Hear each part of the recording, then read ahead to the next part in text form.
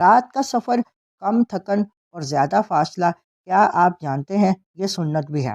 بسم اللہ الرحمن الرحیم۔ آج کی حدیث مبارک، سفر کا بہترین وقت۔ سنن ابی داؤد حدیث نمبر 2571، المستدرک علی الصحیحین حدیث نمبر 2535۔ حضرت انس بن مالک رضی اللہ تعالیٰ عنہ سے روایت ہے کہ سیدنا رسول اللہ صلی اللہ علیہ وآلہ وسلم نے فرمایا، تم رات کے وقت سفر کیا کرو، اس لیے کہ رات کو زمین لپیٹ دی جاتی ہے۔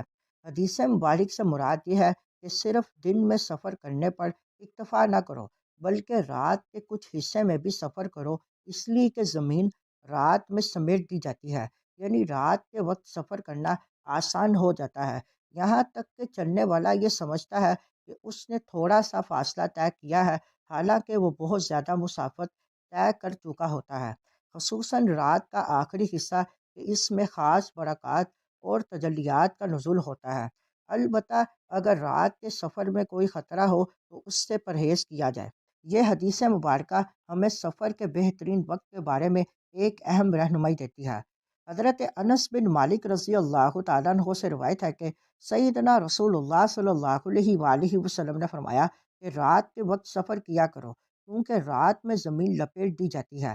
اس فرمان کا مطلب یہ ہے کہ رات کے وقت سفر کرنا نسبتاً آسان ہوتا ہے، انسان کم تھکن محسوس کرتا ہے، گرمی کی شدت نہیں ہوتی اور سکون کے ساتھ سفر طے ہو جاتا ہے۔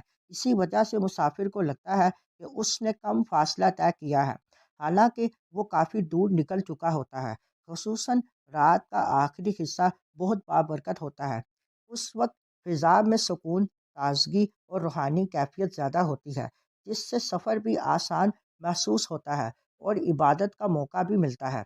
اس حدیث سے ہمیں یہ سبق بھی ملتا ہے کہ اسلام ایک مکمل دین ہے جو ہماری روزمرہ زندگی کے ہر پہلو میں رہنمائی دیتا ہے، ایون سفر جیسے معاملات میں بھی یہ ہمیں آسانی، سہولت اور حکمت والا طریقہ سکھاتا ہے۔ البتہ ایک اہم بات یہ بھی ہے کہ اگر رات کے سفر میں کوئی خطرہ ہو، جیسے راستہ غیر محفوظ ہو یا حالات مناسب نہ ہو، تو احتیاط کرنا ضروری ہے۔ اسلام ہمیں ہمیشہ حکمت اور حفاظت کا درس دیتا ہے۔ ہمیں چاہیے کہ سفر کے دوران سنت کی رہنمائی کو اپنائیں، آسانی والے اوقات کا انتخاب کریں اور ہر حال میں اپنی حفاظت کا خیال رکھیں۔ اللہ تعالیٰ ہمیں سنتوں پر عمل کرنے اور ہر کام میں آسانی حاصل کرنے کی توفیق عطا فرمائے، آمین۔